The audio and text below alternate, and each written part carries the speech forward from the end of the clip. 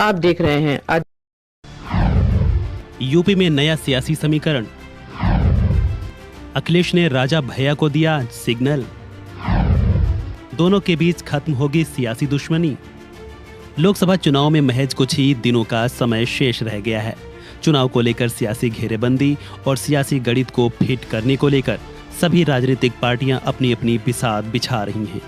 इधर यूपी में भी आगामी 27 फरवरी को राज्यसभा चुनाव की 10 सीटों के लिए 27 फरवरी को मतदान होना है।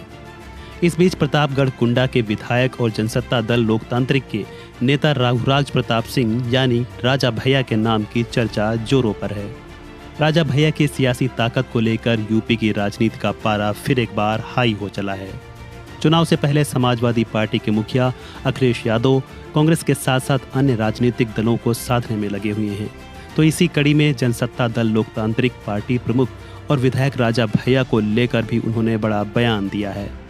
सपा प्रमुख ने राजा भैया को खुला ऑफर दिया है।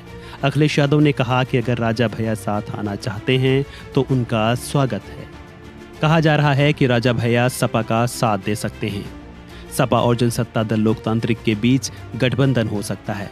दरअसल राजा भैया के एक बयान को लेकर इस बात को लेकर चर्चा और तेज हो गई है। राजा भैया ने सपा अध्यक्ष नरेश उत्तम पटेल और बीजेपी प्रदेश अध्यक्ष भूपेंद्र चौधरी से मुलाकात को लेकर एक बयान दिया।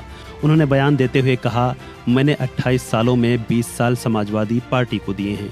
मेरे लिए समाजवादी पार्टी पहले है, मेरे लिए यह कोई राजनीतिक पार्टी नहीं है। बीते दिनों सपा अध्यक्ष नरेश उत्तम पटेल ने राजा भैया से मुलाकात भी की थी। इतना ही नहीं, सपा प्रमुख अखिलेश यादव और राजा भैया के बीच फोन पर बातचीत भी हुई। बता दें कि बीते कुछ समय से अखिलेश यादव और राजा भैया के बीच दूरी बनी हुई है, लेकिन कहा जा रहा है कि राज्यसभा के सियासी समीकरणों को लेकर दोनों के बीच एक बार फिर मिठास पैदा हो सकती है।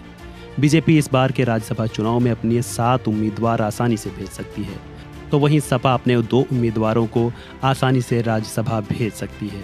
दोनों को मिलाकर उम्मीदवारों की संख्या 9 होती है, लेकिन राज्यसभा की 10वीं सीट के लिए सपा और बीजेपी दोनों दल पर्याप्त समर्थन जुटाने के लिए जोड़ तोड़ में लगे हैं। सपा को अपने तीसरे उम्मीदवार को राज्यसभा भेजने के लिए 2 विधायकों के समर्थन की जरूरत है। राजा भैया की पार्टी के 2 विधायक हैं, एक वह खुद और दूसरे विनोद सोनकर। अगर राजा भैया सपा का समर्थन कर दें तो वह अपने तीसरे उम्मीदवार को आसानी से राज्यसभा भेज सकती है।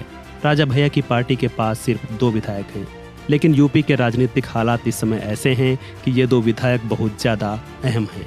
बहरहाल देखना होगा राजा भैया राज्यसभा चुनाव में किसका साथ देते हैं, उनका अगला कदम क्या कुछ रहने वाला है। फिलहाल इस खबर में इतना ही।